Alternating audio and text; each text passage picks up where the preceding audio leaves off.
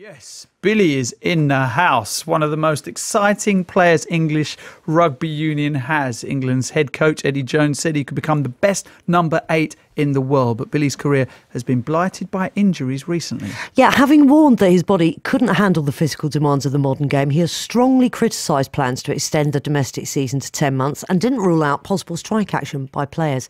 He's on the sidelines again, sadly now, after knee injury. He's written a book, though, which is our bonus, Wrecking Ball, a big lad from a small island, my story so far. Billy, it's great to have you on the programme. Thank you for being with us. No, thank you for having me. How's the injury, first of all? Yeah, it's great, thank you. Officially started doing my rehab today, so I'm pretty tired, but I'm sure when I get home I'll have a nap. Yeah, I bet. You've been a fan of sleep over the years. Yeah, it's, your book. supposedly it's good for recovery. Yeah. I only found that out after I started playing professional rugby, so that's my excuse for every time I'm tired. Prior to your latest injury, you were warning that the season is too long and just too physically demanding. So give us an idea about the way the fixture calendar is at the moment that just doesn't work for you.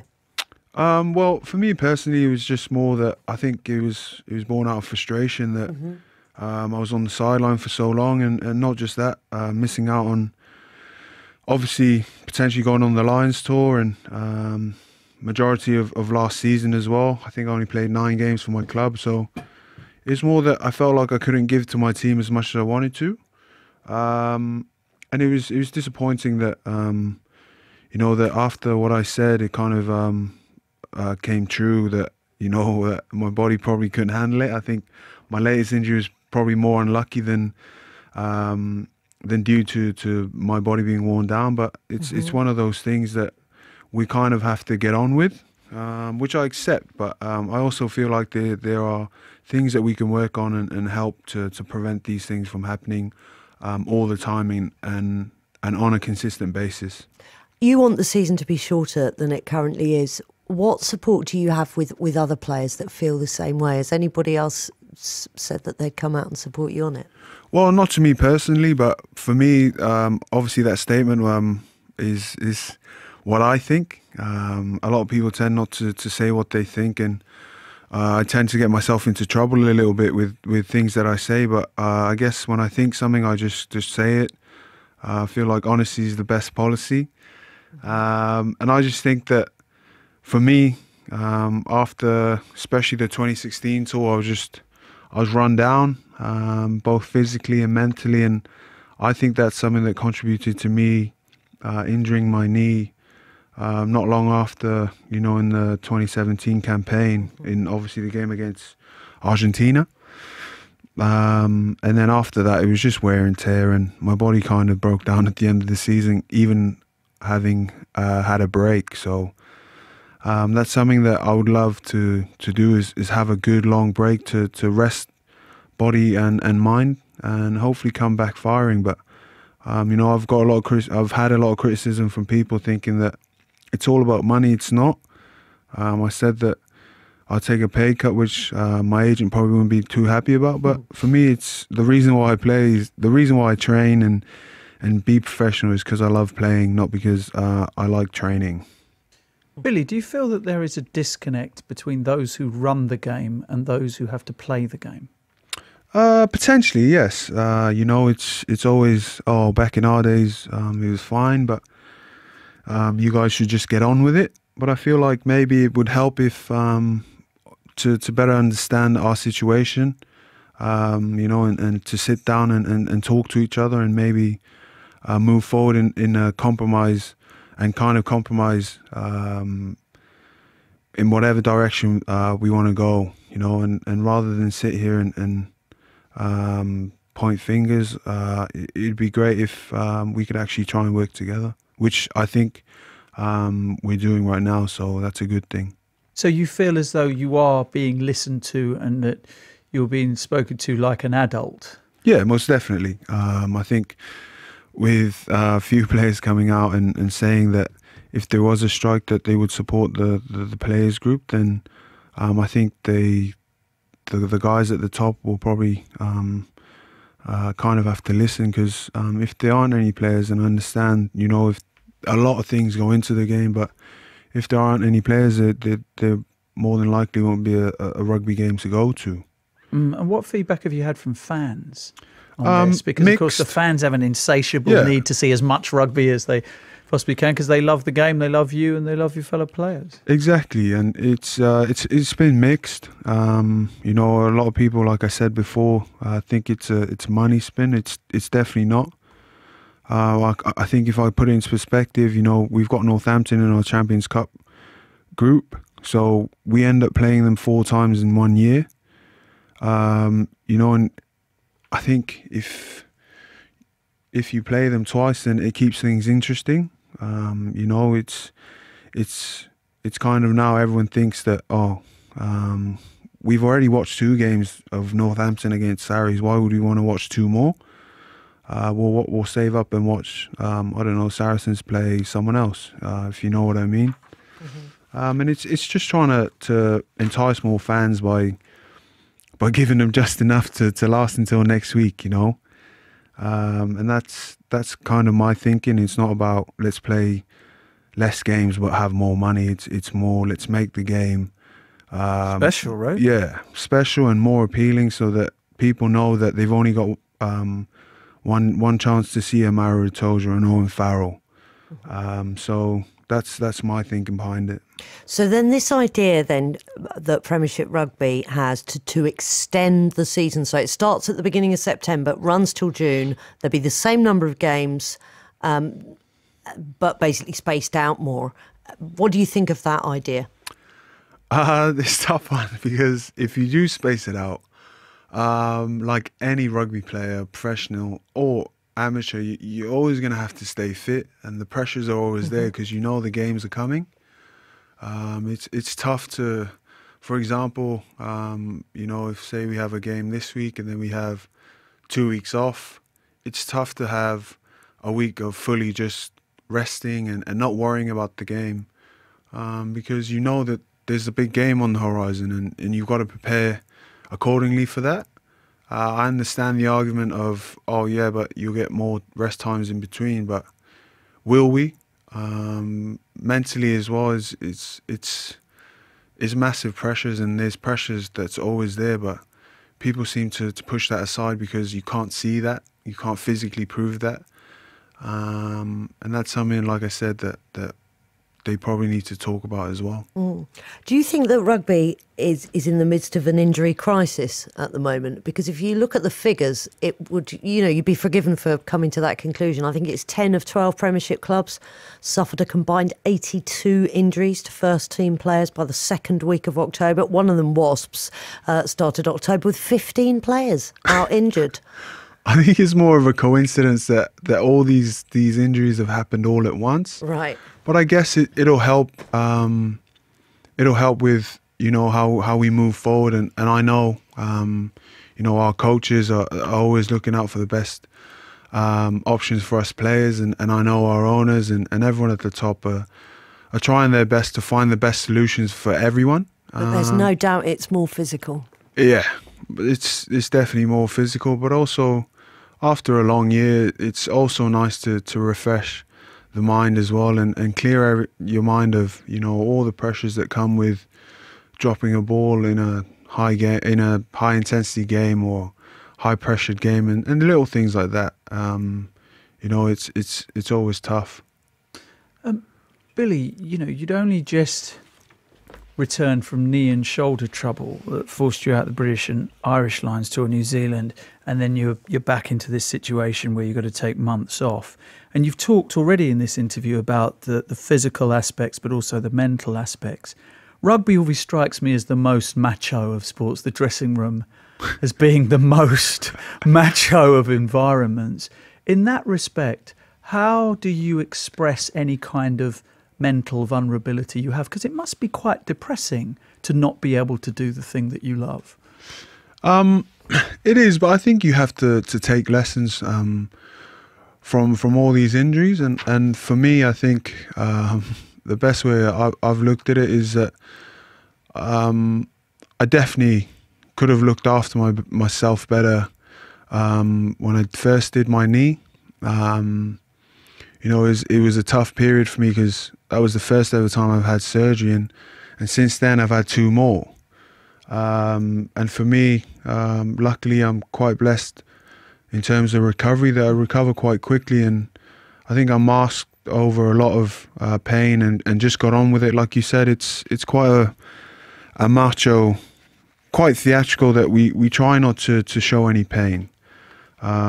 Is that healthy? No, it's not. And are you encouraged to show pain though, or are you encouraged to be that guy that sucks it up? Oh no, I think you don't want to show the opposition that you're tired or that you're hurting. Right. No frailty anyway. Yeah, it's kind of that's the way we show. That's how we're theatrical in terms of we try and be as strong as we can and pretend like we're gladiators. And sometimes it's true. You know, there are some gladiators out there, but also underneath these gladiators, and I'm sure all the girlfriends and wives will vouch for me. You know, we've got some big babies. How many girlfriends and wives do you have, Billy? No, I mean of the players. Yeah, I was saying, geez, there's an admission. You know, there's always some guys out there with some soft spots, but you'll never see them either express them openly on the rugby pitch or to anyone, unless maybe they're a little bit drunk, but that's different. But it's one of those where you try and pretend like there's nothing wrong ever, and I guess that's something that I would like to change as well. And I'm sat here saying that, you know, I went through a tough time last year, mentally, you know, in terms of missing out all these games and not being able to help the team, and that's something that gets to me more than anything else. And how was that dealt with? That sadness of not being able to compete and not being able to help your fellow teammates. Who can you go to as a professional rugby player when you're feeling that way? Oh, we have people who help us at the club, and the RPA are amazing in supporting us. You know, which is why I'm bringing this up, and also for me, obviously my parents, my brothers, and your aunties in Australia, of course, who whenever you get up to no good tell you to fix up. In fact, they strike me as the only people you're truly terrified of. It is, and it's lucky they live in Australia, because I'm not an arm's length away for me to get in hiding, so I'm probably lucky in that respect. I thought that was amazing that they told you about yourself when you were being a bit angry for Saracens, and the only people that could really put you in your place were your aunties in Australia. Yeah, I had to block them on Messenger for a few weeks, just to keep them quiet. What were they saying to you? Oh no, it's always the same stuff, you know. Remember where you come from, and which is true, and I take it on board. But you know, no one likes being told off, and I'm the same. Yeah. Remember where you come from is an interesting theme, because that's a big theme throughout this, reading your book.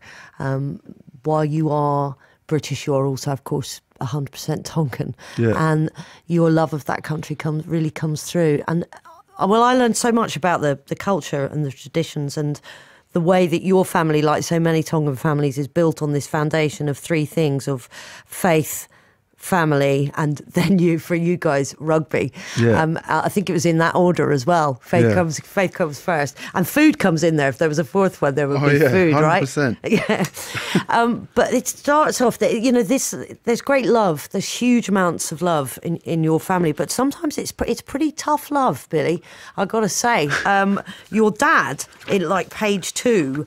You're 8 years old, and he makes you, after winning a rugby game, get out with your brother Mako and run in front of the car on the way home. Yeah, that's definitely not one of my fondest memories, but it's something that we laugh about now, something that we appreciate now, that we're kind of, you know, playing for Saracens and playing for England sometimes, and those are the things that we look back and make us grateful for where we are right now. And you know, at the time, Mako was crying. I was just running scared. So you kind of remember those memories whenever you feel ungrateful for things. And, you know, we always dreamed of having all the nice stuff, like, you know, the PS4s and things like that. And now that we have them, kind of, it's hard to be like, oh, how cool is it that we have these things now all the time, because you're so used to it now. Mm-hmm. And which is what kind of drove me to write this book because I think for any budding young rugby player when you're coming up, you have to remember who the special people are in your lives, whether it's your coach or your mum and dad.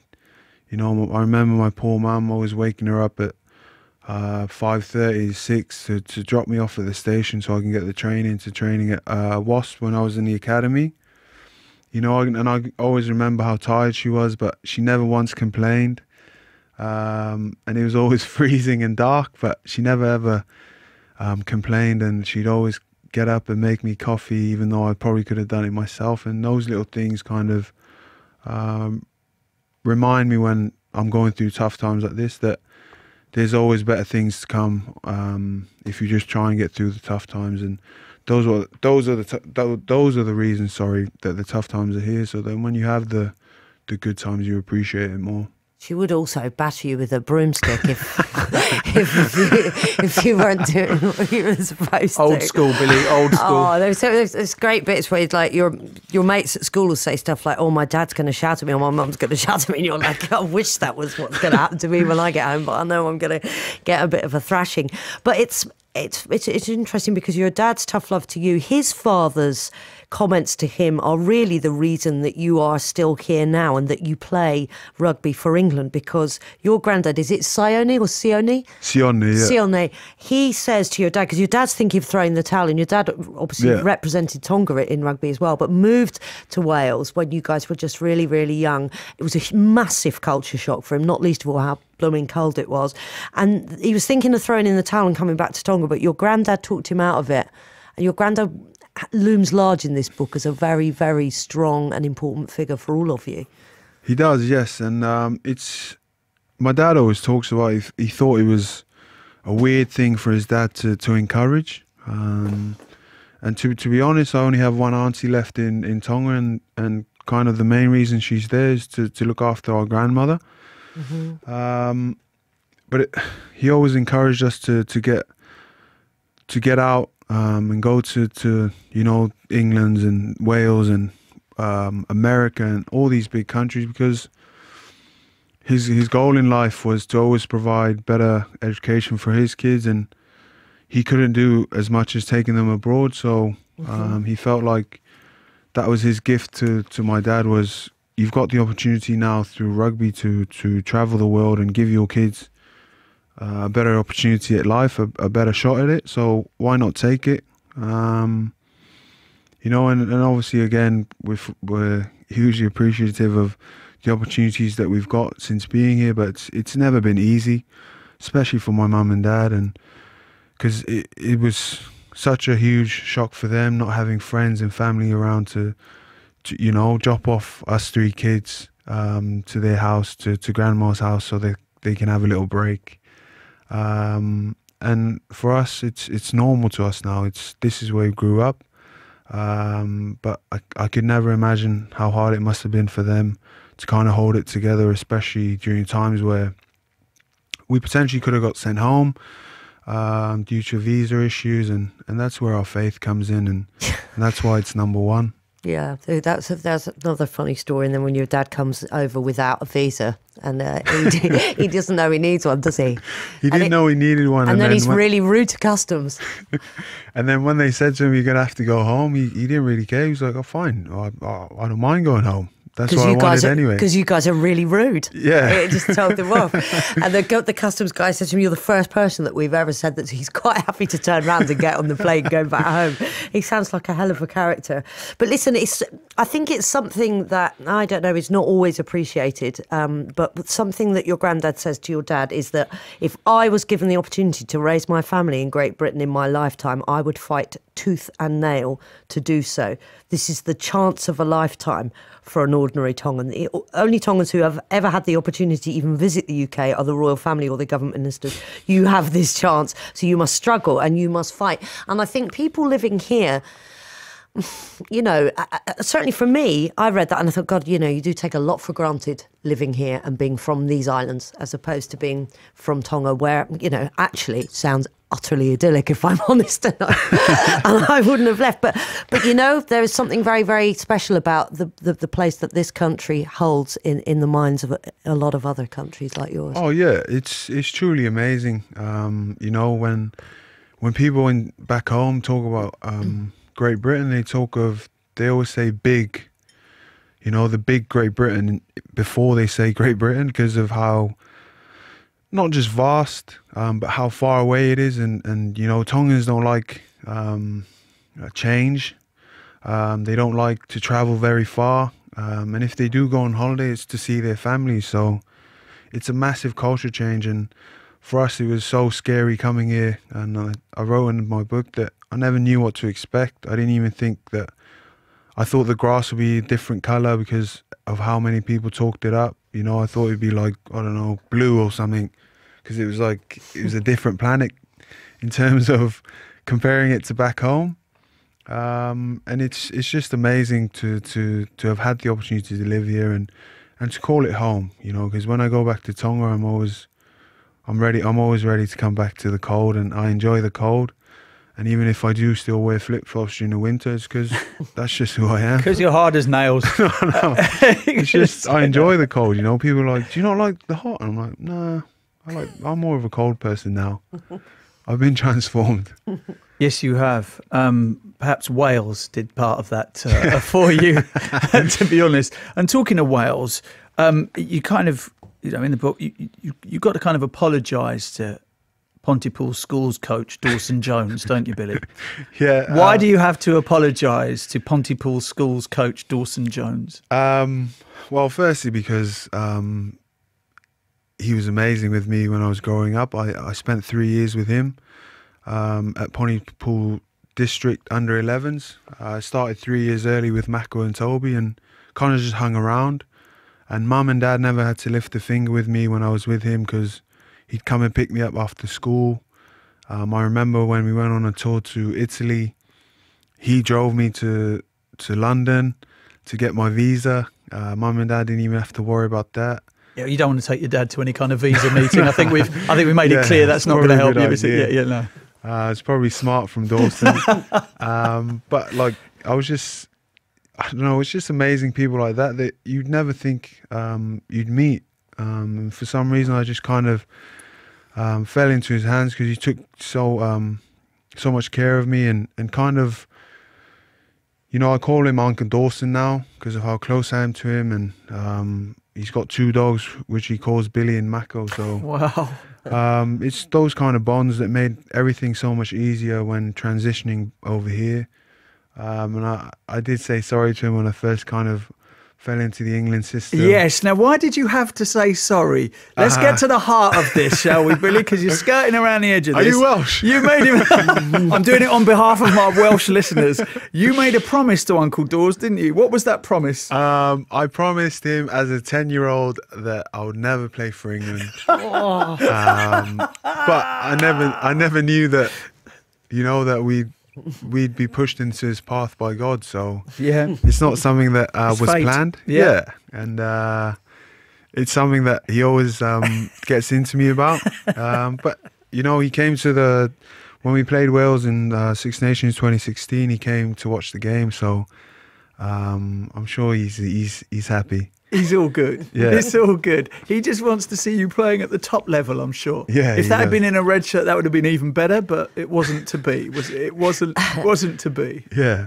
The reason that your dad made you and Mako run up the hill, well, on a number of occasions, once in front of the car and then not long after that up and down the hill behind your house, while he did 20 laps up and down the hill, you guys did 10 in the evening when you were supposed to be doing your homework and you weren't doing it. Yeah. But this is all part of getting you into the idea of actually looking for the action on the pitch as opposed to waiting for the action to come to you. And you freely say that you spend a lot just waiting for the ball to come your way. And the only time that you sort of memorably did score the 3 tries was because, was it your uncle from the sideline said, Billy, I'll buy you a McDonald's if you get 3 tries, and you did it. Yeah, it was I Well, think you're definitely not doing this for the money then. That's for clear. yeah, exactly. For some reason, every interview, all I talk about is food. But anyway, There's nothing wrong with that. I'm with you. I think the big thing my dad wanted to do was deter us from playing rugby, because he was going through a tough time at that point with his contract, and you know, with that comes the working visa, or the work permit. So, which is what I mentioned earlier, and I think the most vivid memory I have as a little kid growing up was when me and Baka were wrestling in the living room, and we have a schedule. Dad was pretty stern with us, and we had a schedule to stick to, and we didn't. And he came in from training. He didn't have a good day at training. He wasn't playing again, so he didn't get his match fee. He's struggling to see where, you know, his next contract would come, where it would give us the opportunity to live over here indefinitely. So he came home with that anger and kind of took it out on us, and wanted to teach us that, you know, us skipping prep time or homework time is going to have huge repercussions in the future, because rugby's not a steady lifestyle, and as he was finding out, and that's what he wanted to stop us from doing, was to play rugby. But It's too late. it was too late. You know, we had our minds set on being just like our dad, and all the other stories were just like, we were just chubby little kids that were lazy. You used to eat a full chicken in school, sitting at your desk, one of those roasted in the bag chickens. Yeah, from you know, from any well-known supermarket. Yeah, and that was the biggest lesson, was firstly to deter us, and then once you knew that we wanted to play rugby, was to actually make us decent at rugby, not just you know, playing at a Mickey Mouse level. You had to change your whole diet, and you almost killed yourself trying to change your whole diet, a diet of bananas and milk at one stage. But we'll talk about that What kind later. of diet is that? You can't go to Tonga and say that you're eating that, can you? No. You're gonna That's frowned upon. Yes. In a big way. But look, we've got you for a while. So we're going to hang on to you. Lots of texts coming through for you as well, Billy. Billy Vunipola, in case you're just joining us, is staying with us up till about 3:15 today. 85058. House. Now, Billy, describe to me, if you can, classic Tongan hospitality, because you've said, of course, part of the hospitality is giving up part of your kit whenever you go home, because your cousins, some of whom you've never even met before, will relieve you of parts of your kit. Oh, it's just standard procedure. You know, every player, or every Tongan player that I know, who goes home, you know, whether it be say an Australian shirt or an England shirt or a Nike top, you know, these brands, you don't get them easily back home, or you don't get them at all. So usually when I go home, you know, after the Australia tour, I went home with a full suitcase, 2 full suitcases, and came back with a backpack full of Tongan traditional fans and things like that. And that's You're kind running of a the market exchange. stall somewhere, are you? Might as well be. In North London, near the Saracens. Great. That's the exchange you get. You get all your clothes taken, you know, whether it's socks, boxes, everything. Tongan hospitality, Tongan houses are very open houses. Yeah, you know, it's very open, and it's very warm.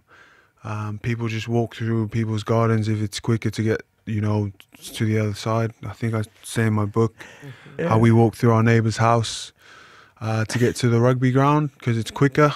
It saves us from walking all the way around. And there's a 40-mile-an-hour speed limit everywhere. I think Is that it's right? 20. Oh, is it 20? Yeah. Oh, it's 40 kilometres maybe, Yeah. I was thinking. Yeah. Oh, gosh, so 20. So you really are just tootling around there. Yeah, no one's getting it's anywhere real laid quickly, back. are they?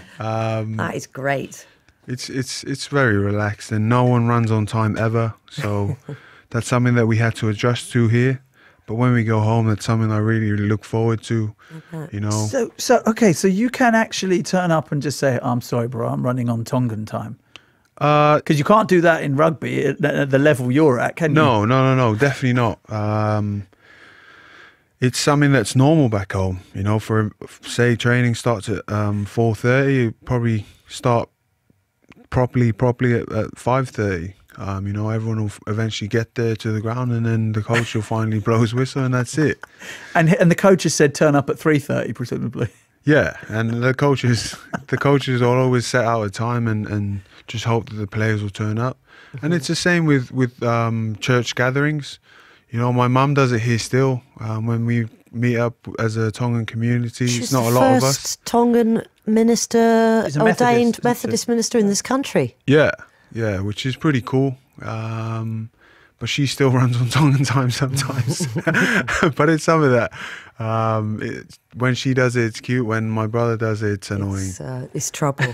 So the other thing, like we've said, the faith, the food, the family, the rugby, the food is a huge part of it. And you say that when you, in your first year out of school, you were 23 stone at that stage. Yeah. And then when you joined Wasps, they basically said, you've got to lose it. And you had no idea how to do that because you'd never been taught about diet or nutrition, obviously, because, you know, it's just not part of where you're from. So you took matters into your own hands, started this diet of bananas. You're laughing about it now, but it nearly killed you. You started this diet of bananas and milk, and you ended up with both pneumonia and I can't pronounce it. It's discolitis, is that right? Discitis, yeah. Discitis, where your back basically goes to wrapping around. So I always had a sore back, but because I wasn't getting enough nutrients and vegetables in, it wasn't recovering. And one day I obviously had a sore back, so I put a hot water bottle on it with no cover on the leather. But I didn't. I've seen my mum do it, but I couldn't find the furry cover.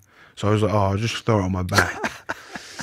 Bearing in mind I was already feeling ill, which I didn't know was going to end up being pneumonia. Sat on it on my back, boiling hot water. I didn't know that my mum mixed hot water with cold water. Oh, Billy. Burnt my back. Because when I had it on my back, you know, my dad talks to us about mental toughness. So I was like, just get through the pain, you'll be all right. And you were burning yourself. Yeah, and then I peeled off the bottle of water and my skin came off, and then that's where the infection started.